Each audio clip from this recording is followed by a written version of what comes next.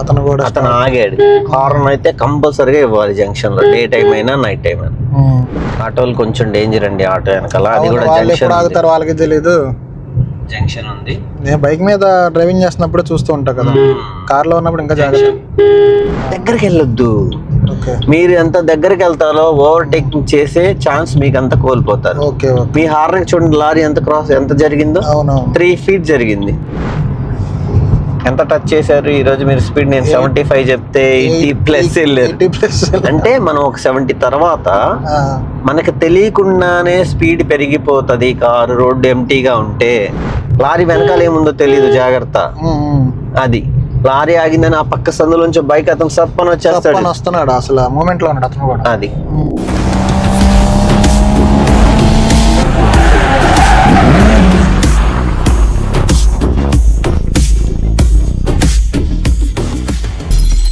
Okay friends, మనం highway డ్రైవింగ్లో ఉన్నాము. హైవేలో స్పీడ్ క్లాస్లో ఉన్నాము. ఈరోజు స్పీడ్ ప్రాక్టీస్ చేసేయండి. మీరు 5 gears వేసిందాక మీ లెఫ్ట్ హ్యాండ్ గేర్ రాడ్ మీదే ఉంచుకోండి. Okay, continue.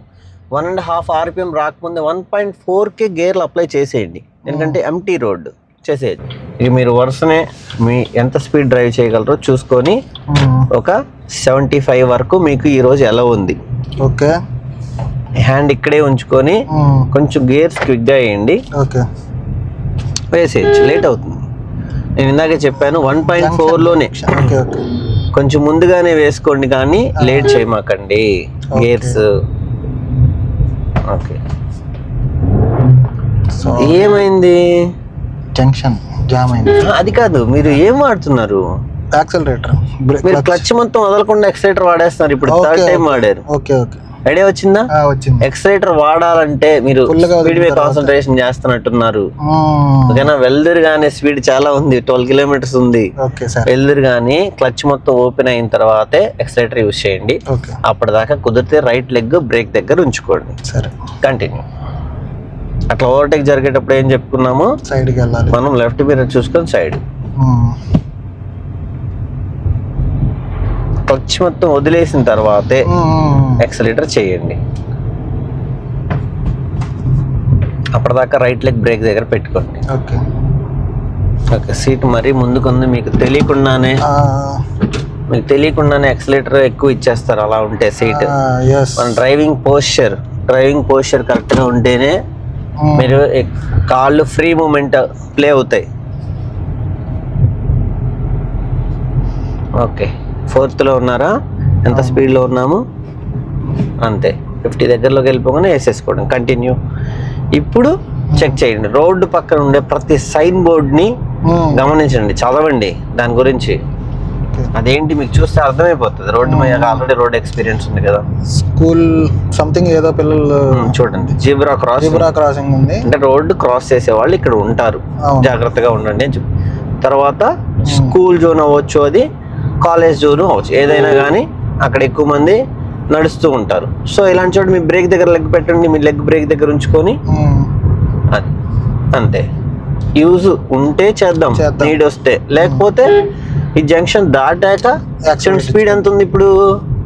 55 ఉంది. వెళ్ళిపోండి, కంటిన్యూ ఎక్సలేటర్ చేసుకొని గేర్లు మార్చే పని లేదు ఇంకా మన హైవేలో. అదే మనం ట్రాఫిక్ లో అయితే ఏమేమి యూజ్ చేసాం? ఆ 3 pedals లో క్లచ్, బ్రేక్. కానీ హైవేస్ లో only acceleration, brake, accelerator. Clutch తో పెద్దగా పని ఉండదు. ఇక్కడ చూడండి, ఇంకో సైన్ బోర్డ్ ఏమొచ్చింది? వచ్చింది క్రాస్ రోడ్స్ ఆర్ జంక్షన్, ఏదైనా అనొచ్చు. జంక్షన్ లో మీ లెగ్ ఎక్కడ ఉండాలని చెప్పాను? బ్రేక్ దగ్గర. క్లచ్ ఏమైనా క్లోజ్ చేశారా? లేదు. చూసుకోండి, జంక్షన్ ని అబ్జర్వేషన్ చేయండి. ఇది లైట్ జంక్షన్, మనకు అర్థమైపోతుంది. పెద్దగా వెహికల్స్ ఏం లేవు అక్కడ. ఐస్ క్రీమ్ బండి ఒకటే ఉంది. అతను ఆగాడు. హార్న్ అయితే కంపల్సరీగా ఇవ్వాలి జంక్షన్ లో, డే టైం అయినా నైట్ టైం అయినా. మీ వెహికల్ స్పీడ్ చూడండి 45. ఎక్సలేటర్ చేయండి మళ్ళీ కంటిన్యూగా. క్లచ్ క్లోజ్ చేయలేదు, గేర్ మార్చలేదు. స్పీడ్ సెట్ అయిందా? బండి ఏమన్నా జర్క్లో వచ్చిందా? లేదు, రాలా. అది అదే ఇప్పుడు ఎవరన్నా అడ్డొచ్చుంటే సపోజ్ వెళ్ళండి, కొంచెం స్పీడ్ పోనండి. నేను ఇందాక ఒక విషయం చెప్పలేదండి, టర్నింగ్స్ లో ఓవర్టేకింగ్ చేయకూడదు. స్ట్రైట్ రోడ్ ఉన్నప్పుడు మాత్రమే ఓవర్టేక్ చేయాలి. టర్నింగ్ లో మీరు ఒక చిన్న ఆటోని కూడా ఓవర్టేక్ చేయకుండా ఉండడం మంచిది. నా సజెషన్ అయితే బండిని కూడా ఓవర్టేక్ చేయొద్దని చెప్తారు. అతను 40లో వెళ్తున్నా సరే మనం హార్న్ కొట్టి అతను పక్క జరపాలి కానీ, లేదా అతను వెనకాల వెళ్ళాలి కానీ మిడిల్కి వెళ్ళడం లాంటివి చేయకూడదు. నాకు రోడ్ పక్కన ఉన్న ఎల్లో బోర్డ్స్ చూసారా, ఇక్కడ దగ్గరగా ఉన్నాయి అంటే టర్నింగ్ లైట్ గా చేసుకోవచ్చు. ఈ లెఫ్ట్ లో ఉన్న ఎల్లో సైన్ బోర్డ్స్ దగ్గరగా ఉంటే అక్కడ ఎక్కువ కరువు ఉంది అని, అవి దూరంగా ఉన్నాయంటే మీకు కరువు కూడా వైడ్ గా ఉంది అని అర్థం. వెళ్ళిపోండి, కంటిన్యూ. బ్యాంకింగ్ అది మొన్న రోడ్ బ్యాంకింగ్ ఉంది ఇక్కడ.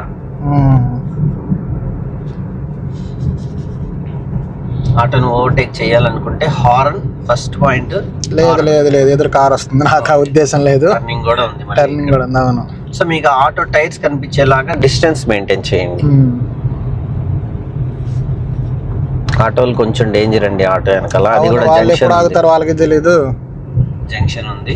నేను బైక్ మీద డ్రైవింగ్ చేస్తున్నప్పుడు చూస్తూ ఉంటా కదా, కార్ లో ఉన్నప్పుడు ఇంకా జాగ్రత్త. మీ రైట్ లెగ్ బ్రేక్ దగ్గర మోర్ హార్న్. ఓకే, స్పీడ్ 40 కన్నా తగ్గలేదు కాబట్టి యాక్సిలేటర్. వెళ్ళిపోవచ్చు. ఏం తొక్కిన బొమ్మని వెళ్ళిద్ది అనుకున్నా, కానీ మామూలుగానే స్మూత్ గా వెళ్తుంది. ఓకే, మీరు ఇందా చెప్పారు కదా ఇటు పక్క కార్ ఉంది, ఓవర్టేక్ చేయలేదు, లారీ వస్తుంది, స్పీడ్ తగ్గించి గేర్ వేయాలని. పికప్ ఎక్కువ లేదు, అది లీనియర్ గా పెరుగుతుంది పికప్. అవునవును. మీకు వెంటనే క్విక్ పికప్ కావాలంటే 40 దగ్గర అప్పుడు 4 వేస్తే క్విక్ పికప్ వచ్చింది. కానీ కార్ కొంచెం పాడవుతుంది. అంత ఎమర్జెన్సీగా చేసే పని పెట్టుకోవద్దు. ఇప్పుడు చూడండి ఎంత స్పీడ్ వెళ్తున్నారు. అక్కడ 60 చూడండి, కరెక్ట్ గా చూడండి. 80 అలా అలర్ట్ కూడా వచ్చేసింది. 80 టచ్ అవ్వద్దు, బిలో 80 వెళ్ళండి. ఒకసారి ఈ లారీ వెనక రండి చెప్తాను, మీకు ఇక్కడ ఒక నేర్పిస్తాను. మీరు ఇందాక అడిగింది లారీ వెనకాల స్పీడ్ వెళ్ళండి. అసలు చిన్న మూమెంట్ కి చాలా తిరిగిపోతుంది కారు. స్టీరింగ్ అదే. లారీ వెనకాల వెళ్ళండి, స్ట్రైట్ వెళ్ళండి, మీరు ఎటు తిప్పొద్దు. లారీ వెనకాల ఒక చిన్న ఇన్సిడెంట్ నేర్పిస్తాను మీకు. మీరు ఇందాక అడిగారు బ్రేక్ వేయొచ్చు, ఎంత స్పీడ్ లో ఉంది కారు? 80 చెప్పండి. 70 చేయండి. 50 దగ్గర స్లో చేయండి. లారీ వెనకాల స్లో చేయండి. బ్రేక్ వదిలేయండి. ఎంతకు పడిపోయింది? 40. ఓకే, ఇప్పుడు చూడండి 40కి తగ్గింది. ఏం చేయొచ్చు ఇప్పుడు? గేర్ మనం తగ్గించవచ్చు. ఒక గేర్ కింద చూడకూడదు. ఓకే, అలవాటు అయిపోవాలి కదా. వెళ్ళిపోండి. ఆర్పిఎం లేపుతున్నాను నేను. క్లచ్ వదలకుండా ఎక్సైటర్ చేసేది, హడావుడి ఏం పడదు. ఇప్పుడు ఓవర్టేక్ చేయొచ్చా? లారీ బాస్లోకి వెళ్తుంది. ఇండికేటర్, హారన్, బ్యాక్ కూడా క్లియరెన్స్ చూడండి. దగ్గరికి వెళ్ళొద్దు. మీరు ఎంత దగ్గరికి వెళ్తారో ఓవర్టేకింగ్ చేసే ఛాన్స్ మీకు అంత కోల్పోతారు. మీ హార్న్ చూడండి, లారీ ఎంత జరిగిందో, 3 feet జరిగింది. సో మీరు ఆ స్పేస్ యూస్ చేసుకోవచ్చు. ఓవర్టేక్ చేసినప్పుడు లెఫ్ట్ మిర్రర్ చూసుకొని దాని హెడ్ లైట్ చూసుకొని రావాలి, వెళ్ళొచ్చు. ఇప్పుడు ఈ 10-12 క్లాసుల్లో మనం చెప్పుకునేదంతా బేసిక్స్, అది కూడా అడ్వాన్స్డ్ లెవెల్లో చెప్పుకున్నాం. మరి స్టార్టింగ్ బేసిక్స్ కాదు, అడ్వాన్స్డ్ లెవెల్లో బేసిక్స్ చెప్పుకున్నాం. సో వీటితో మీరు డ్రైవింగ్కి వెళ్ళొచ్చు అని కాదు, ప్రాక్టీస్ చేయొచ్చు. ఏ రోడ్లో ఎంత స్పీడ్ వెళ్ళాలి, ఏ లైన్లో ఎంత స్పీడ్, ఏ గేర్ మెయింటైన్ చేయాలి, ఏ టర్నింగ్లో ఎంత స్టీరింగ్ తిప్పాలి, ఎప్పుడు టర్నింగ్ కట్ చేయాలనేవి అన్నీ చెప్పేశాను మీకు. ఓకేనా? మనకు ఒక హిల్ మూమెంట్ ఒకటి పెండింగ్ ఉంది. హిల్ మూమెంట్ రేపటి క్లాస్లో హిల్ మూమెంట్ చేసేసి, దాంతోపాటు మనకి కార్ లోపల మీకు వైపర్ కానివ్వండి, లైట్స్, ఇవన్నీ చెప్పుకుందాం. ఓకే, కంటిన్యూ వెహికల్స్ వస్తున్నాయి. మీరు ముందు వెహికల్ కి డిస్టెన్స్ మెయింటైన్ చేయాలి. ఇలాంటి టైంలో క్లియరెన్స్ ఫ్రంట్ ఉంది, బ్యాక్ ఉంది. మీరు లెఫ్ట్ కి జరిగే ముందు లెఫ్ట్ మిర్రర్ లో ఈ లారీ ఫ్రంట్ పార్ట్స్ కనిపించాలి, హెడ్ లైట్స్. అలా మధ్యలో చూడండి ఎక్కడి నుంచి వచ్చాడు, ముందు జంక్షన్ గమనించండి, చాలా క్రౌడ్ ఉంది. ఇలాంటప్పుడు మీరు అర్థమైపోయింది మనకి ఇది బిజీ జంక్షన్, క్లచ్ క్లోజ్ చేయండి. అది ఏంటంటే ఖచ్చితంగా అక్కడ స్లో అవ్వాల్సిన నీడ్ ఉంటది. స్లో చేయమంటారా? లైట్ గా చేసుకోండి. మనం ఏ గేర్ సెట్ అవుతుందో జంక్షన్ దాటితే గానీ తెలియదు. అది చూడండి ఎంతమంది అడ్డొచ్చి పక్క జరిగారు. ఇప్పుడు ఏ గేర్ సెట్ అవుతుంది? 45 ఉంది. వెళ్ళిపోవచ్చా 50లోనే? వెళ్ళిపోండి, క్లచ్ వదిలేసి. అది ఎవరిని అడ్డొచ్చి ఉంటే గేర్ చేంజ్ చేసేవాళ్ళం. అది బిజీ జంక్షన్ కాబట్టి అది అప్పుడే కాదు, మీకు ఇంకొంచెం స్టీరింగ్ గురించి ఎక్స్పీరియన్స్ రావాలి. ప్రాక్టీస్ చేస్తూ ఉండాలి. ఎంటీ రోడ్స్ లో అక్కడ పట్టుకొని ప్రాక్టీస్ చేయండి. తర్వాత మెల్లగా అలవాటు అయిపోతుంది. Junction just ready to break. Ready to break. నాకు మీ లెగ్ కనిపిస్తుంది, మీరు అంటున్నారు, కాలేమో ఎక్సిలేటర్ దగ్గర ఉంది. అలాంటి టైంలో ఎవరైనా అడ్డొస్తే ఎక్సిలేటర్ తొక్కితే ఇంకా ఆ పరిణామాలు ఊహించాలి. అది మళ్ళీ జంక్షన్ క్రాస్ రోడ్ సింబల్ వచ్చేసింది, జీబ్రా క్రాస్ వచ్చేసింది, మనకు క్లియర్ గా కనిపిస్తుంది. అవును. ఓకే, లెఫ్ట్ ఎవరు లేరు, రైట్ ఎవరు లేరు. మెల్ల ఎక్సిలేటర్ పెంచుకొని అర్థమైపోయింది, క్లియరెన్స్ ఉంది అని తెలిసిపోయింది అంటే వాడొచ్చు ఎక్సిలేటర్. అంతే. ఇక్కడ ఎవరో లేడీ స్కూటీ మీద కొంచెం వెనక చూసుకొని కొంచెం రైట్ జరగండి, సేఫ్టీగా, మన సేఫ్టీ. అది మళ్ళీ లెఫ్ట్ వచ్చేటప్పుడు లెఫ్ట్ మిర్రర్ చూసుకొని రండి. ఎంత టచ్ చేశారు ఈరోజు మీరు స్పీడ్? నేను 75 చెప్తే 80+ వెళ్ళారు. అంటే మనం ఒక 70 తర్వాత మనకు తెలియకుండానే స్పీడ్ పెరిగిపోతుంది. కారు రోడ్డు ఎంటీగా ఉంటే ఊరికే అక్కడి నుంచి 4 వాల్స్ 6 వాల్స్ అంటారు, ఐడియా ఉందా ఇంజన్ కి? అక్కడి నుంచి ఎయిర్ ఎక్కువ తీసుకుంటది, మిక్చర్ బాగా జరుగుతుంది స్పీడ్ లో. మనకు తెలియకుండా ఇక్కడి నుంచి ఇంకా త్వరగా స్పీడ్ పెరుగుతుంది. ఇక్కడ మీరు జస్ట్ అలా తొక్కితే ఫస్ట్ గేర్ లో ఎలాంటి పుల్ మూమెంట్ వస్తుందో 80 తర్వాత అలాంటి పుల్ మూమెంట్ వస్తుంది. ఒకసారి అలా తొక్కండి గట్టిగా, యాక్సిలేటర్ చూడండి, మనం లాక్ వెళ్తున్నట్టు ఫీల్ వస్తుంది, చూసారా? తగ్గించుకోండి, 75 మెయింటైన్ చేయండి చాలు. 80కి వెళ్ళినప్పుడు ఒక చిన్న అలర్ట్ వచ్చింది, గమనించారా?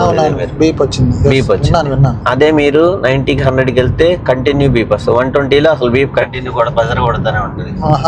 సేఫ్టీ అలర్ట్స్ BS6 లో ఇలాంటి సేఫ్టీ నామ్స్ అన్ని ఉంటాయి. టర్నింగ్ రాబోతుంది, టర్నింగ్ లో కూడా మీ లెగ్ బ్రేక్ దగ్గర. లైన్స్ గురించి ఒక వీడియో చేశాను నేను, ఆ వీడియో నేను షేర్ చేస్తాను. లైన్స్ గురించి కూడా చూద్దాం. ఆల్రెడీ నిన్న మనం చెప్పుకుంటా వచ్చాను లైన్స్. ఇక్కడ 3 లైన్స్ ఉన్నాయి. మీరు ఏ లైన్ మెయింటైన్ అవ్వాలి? స్ట్రైట్ వెళ్ళే వాళ్ళు ఫస్ట్ లైన్, అటు నుంచి వచ్చేవాళ్ళు ఫస్ట్ లైన్, నుంచి వచ్చేవాళ్ళు లాస్ట్ లైన్, మీరు మిడిల్ లైన్. లారీ వస్తుంది, లారీ ఆల్మోస్ట్ వచ్చేసింది, బ్రేక్ వేసాడు. లారీ వెనకాల ఏముందో తెలీదు, జాగ్రత్త. అది లారీ ఆగిందని ఆ పక్క సందులోంచి బైక్ అతను సప్పని వచ్చేస్తాడు, వస్తున్నాడు, అసలు మూమెంట్ లో ఉన్నాడు అతను కూడా. అది నేను మిడిల్ లైన్ లో ఉండాలి.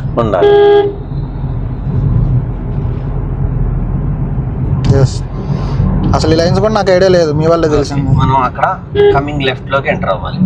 Okay, coming left. ఇక్కడ ఏం చేయాలి?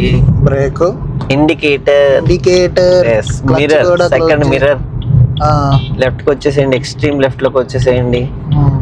ఇంత స్పీడ్ గా టర్నింగ్ చేయొచ్చా? చేయకూడదు, చేసేయండి, స్లో చేసేయండి. అటు నుంచి వచ్చే వాళ్ళ కోసం చక్కటి హారన్. ఇప్పుడు gear match. Yes, very good, correct match చేశారు. థర్డ్ గేర్ 28, 27 ఉంది, థర్డ్ సెట్ అయిందా? Third gear. అదే స్పీడ్ క్లాస్ అర్థమైందా మీకు? బాగా. ఓకే, మళ్ళీ కొంచెం సైడ్ తీసి ఆపండి.